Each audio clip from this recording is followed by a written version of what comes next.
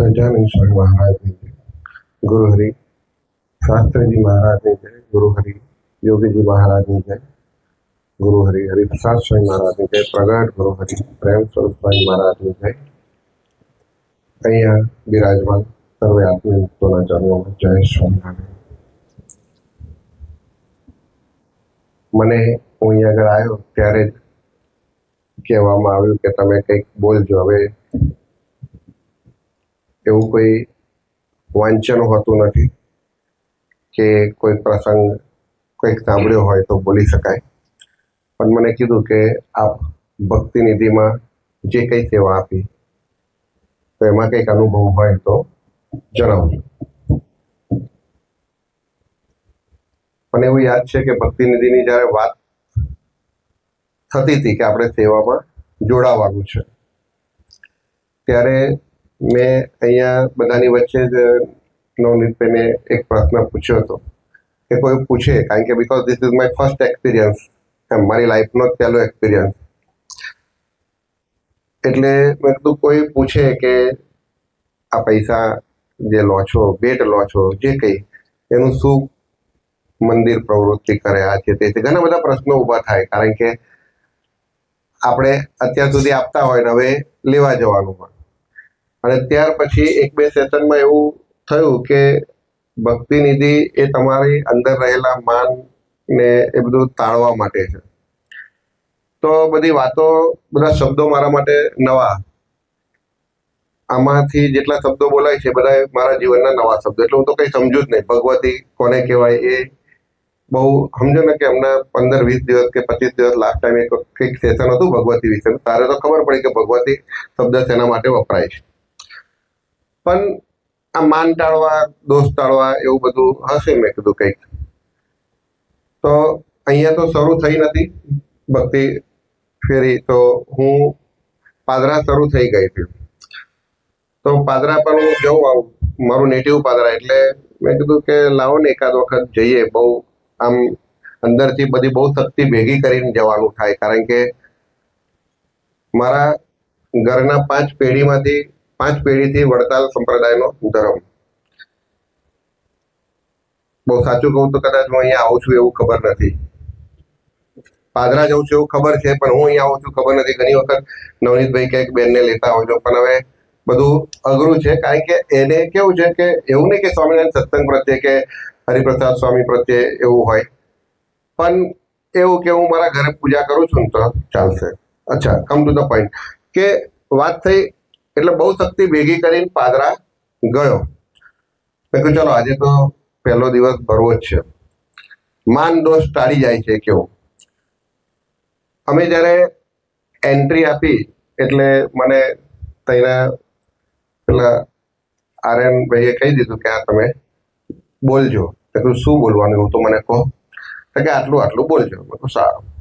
હવે very first જેને ત્યાં જઈએ છીએ અમે, એ ઓફિસ હતી, ફાઇનાન્સની ઓફિસ હતી.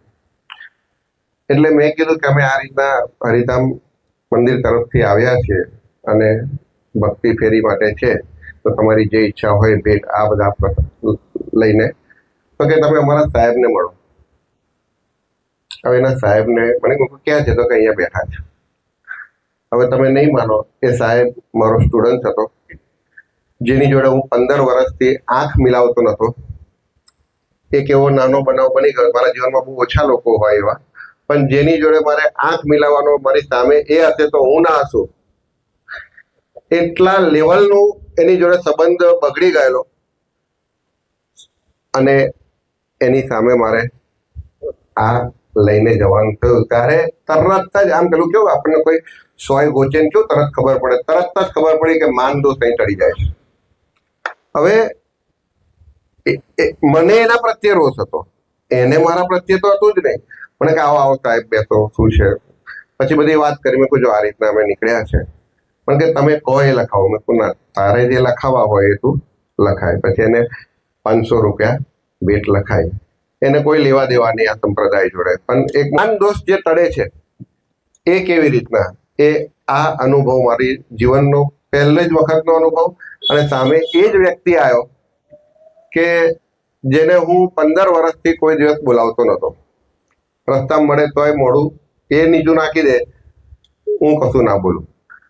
અહીંયા આગળ અમે ભક્તિ ફેરીમાં ફર્યા, ઘણી બધી જગ્યાએ ફર્યા, ઘણા બધા સારા અનુભવ. એક વખત તો હું ને અશ્વિનભાઈ જોડે હતા, અમારું અકાઉન્ટ ઓપન ના થાય, એક જગ્યાએ જઈએ, બે જગ્યાએ જઈએ. પછી એક બેન હતા, મેં કીધું હવે અહીંયા એક બેન જ છે, કારણ કે જનરલી અમે ભક્તિ ફેરીમાં જઈએ ને તો બહેનોનો પ્રત્યેનો એવો અનુભવ મળે કે ઘરમાં કોઈ છે નહીં, પછી આવજો, આવો અનુભવ મળે. તોય અમે ગયા. ઘણી વખત તો ભક્તિ ફેરીમાં બહુ હિંમત ભેગી કરીને જવું પડતું હોય છે. તો અમે કીધું કે આ રીતના અમે આવ્યા છીએ. હવે અમને એવું લાગ્યું કે એ બેન રિસન્ટલી કદાચ એ ઘરમાં આવ્યા હતા, કારણ કે કોઈ વ્યવસ્થા નથી, બેસવાનું નહોતું. એમને તરત જ 500 રૂપિયાની બે નોટ કાઢીને 1000 રૂપિયા આપ્યા. હવે કોઈ એવું લાગતું હતું કે પેલું નવું ઘર ટ્રાન્સફર કરીને આવ્યા હોય તે કપડા બધા અસ્તવ્યસ્ત મૂકેલા હોય. ત્યાર પછી હમણાં જ હું ને છેલ્લી વાત કરીએ તો પછી તો ઘણા બધા એવા અનુભવ થયા કે કોઈ 50 રૂપિયા આપે, કોઈ 100 રૂપિયા આપે, કોઈ ગમે તેવું બોલે. પછી આપણે લાસ્ટ ટાઈમ અમે એક જગ્યાએ ગયા હતા તો એક પંજાબી હતા, તો અમે કીધું કે આ રીતે અમે આવીએ છીએ અને 25, 26, 27, 3 દિવસનો પ્રોગ્રામ છે.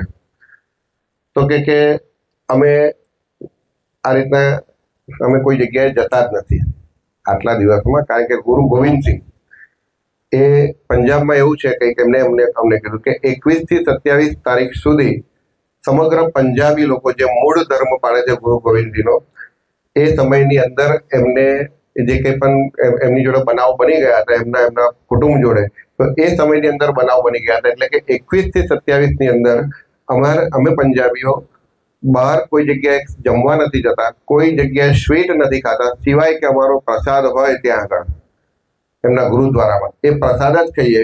બાકી કોઈ ફંક્શન નથી કરતા, કોઈ લગ્ન નહીં, કોઈ એવી આનંદવાળી કોઈ વાત નહીં, કારણ કે અમારા માટે એ બહુ મોટું દુઃખદ ઘટના છે. આજે બી અમે જો એને યાદ કરીએ તો, પણ તોય અમને એવું કીધું કે ના, પણ તમે આ માટે આવ્યા છો, તો અમને 251 રૂપિયા આપ્યા. કહેવાનો મતલબ કે ભક્તિ ફેરીમાં ફરવાથી ઘણું આ પ્રકારના નોલેજ પણ આપણને મળ્યા, બધા પ્રકારના અનુભવ થયા. હમણાં છેલ્લા હું ને નવનીતભાઈ હતા તો 2-4 જગ્યાએ ફરીએ, કોઈક 100 રૂપિયા આલે, કોઈક 200 રૂપિયા આપે. એક રિટાયર્ડ અંકલ હતા, એમના ઘરે ગયા તો નવનીતભાઈ હવે અમારી પાસે 100 રૂપિયાની કૂપન અને 500 રૂપિયાની કૂપન, બે જ કૂપન. એટલે મેં કીધું હવે આગળ બે અનુભવ એવા થયા. એક અનુભવ એની આગળ જ એક બેન હતા, કંઈક મેડિકલમાં હતા, તો એટલા બધા પ્રશ્નો પૂછ્યા કે એટલા બધા બનાવ બની ગયા છે, તમે અહીંયા ના આવો તો બહાર બી ના આવે, કે જ્યારે હું નહીં ખોલું. અને ત્યાર પછી તરત જ બીજા ઘરે જવાનું થયું.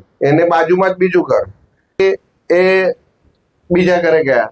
હવે મેં કીધું અહીંયા શું કહીશું, પેલા કાકા આયા બહાર, કે હવે એ કાકા ખોલે નહીં દરવાજો, બહાર આવ્યા. એટલે મેં કીધું અહીંયા આવું નવું જ હશે. પછી કાકાએ કીધું કે મારા ઘરે ગેસ્ટ આવ્યા છે એટલે હું તમને અંદર આવવાનું નથી કહેતો. એટલે અમે કીધું કે આ રીતના ભેટ લખાઈએ તો કેવી રીતના, કે તમારે જે લખાવી હોય, અમારી પાસે પાવતીઓ છે 200, 500. તો કે પણ મારે 500 ના લખાવવા હોય તો? હવે આપને એવું લાગ્યું 500 નહીં તો ઓછા લખાવવા આપે, કારણ કે આગળ અનુભવ તો ખરાબ થયો હતો. તો કે મારે 500 નથી લખાવા, 1000 લખાવા છે. એટલે આપણે જે કંઈ પણ ભક્તિ ફેરીમાં ફરીએ છીએ, પણ એ વસ્તુ તો સનાતન સત્ય છે કે આમાં આપણી વાણીથી, આપણા જવાથી કોઈ કશું આપતું નથી. એનું ક્યાંક એકાઉન્ટ બોલે છે અને એ જ આપણને ડિપોઝિટ સ્વરૂપે પાછું આપે છે.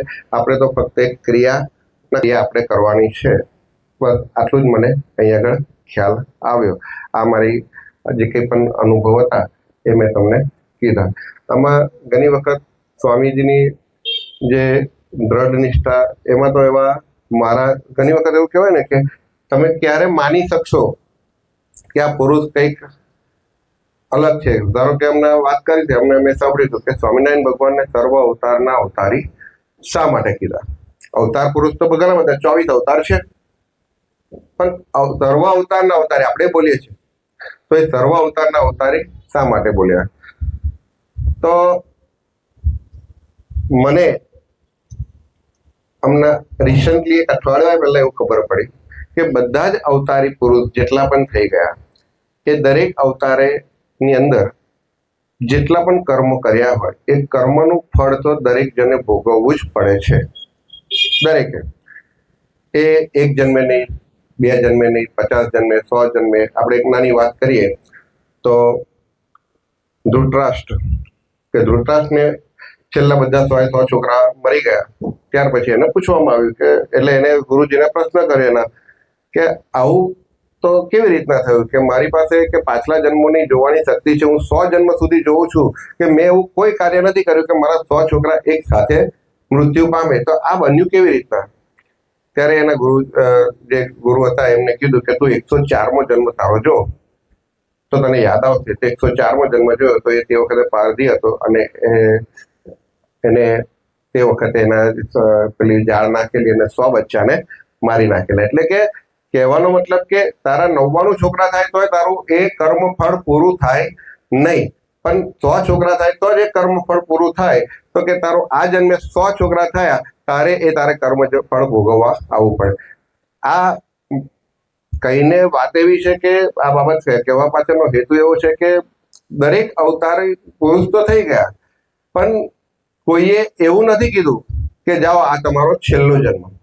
કારણ કે કર્મનું ફળ આપણે જે બધા જન્મ લઈ રહ્યા છે, જે કંઈ પણ છે એ કર્મને આધીન જ લઈ રહ્યા છે. ખાલી સ્વામિનારાયણ ભગવાને જ એવું કીધું છે કે કેટલાય અનુભવો છે, દરેક સંપ્રદાયમાં અનુભવ છે. સ્વામિનારાયણ ભગવાન વખતે સ્વામિનારાયણ ભગવાને કેટલાને કોલ આપી દીધો છે કે આ તારીખે અમે લેવા આવીશું. ચાલો, સ્વામિનારાયણ ભગવાન હરિપ્રસાદ સ્વામીના જીવનમાં પણ એવા કેટલાય અનુભવો છે, શાસ્ત્રીજી મહારાજના જીવનમાં એટલા અનુભવો છે, યોગીજી મહારાજના જીવનમાં ઘણા બધા લોકોના અનુભવો છે કે જ્યાં એવું કીધું હોય, તમને એડવાન્સ કીધું હોય કે જાઓ આટલા વાગે તમને લેવા આવીશું, અને ખરેખર એટલા વાગે લેવા આવેલા છે. એવા અઢળક અનુભવ છે. એટલે એવું કહેવાય છે કે કોઈ અવતાર એવો નથી કે જેને એવું કીધું કે ચાલો આ તમારો છેલ્લો જન્મ. આ એક જ સ્વામિનારાયણ ભગવાન સંપ્રદાયનો અવતાર એવો છે કે જેમાં તમને એવું કહેવામાં આવે છે કે જો શિક્ષાપત્રી પ્રમાણે જીવન જીવશો તો સ્વામિનારાયણ ભગવાન ચોક્કસ તમને તેડવા આવશે. અને હમણાં જે વાંચ્યું એની અંદર પણ લખ્યું છે કે કશું નહીં પણ કોઈનો દોષ નહીં જુઓ તો પણ બધું ભજન ઓછું કર્યું હશે તો પણ ચાલશે. એટલે આપણે એ સંપ્રદાયમાં છે કે જ્યાં સર્વ અવતારના અવતારી કહેવામાં આવે. આટલું કહીને હું મારી વાતને વિરામ આપું છું. જય શ્રી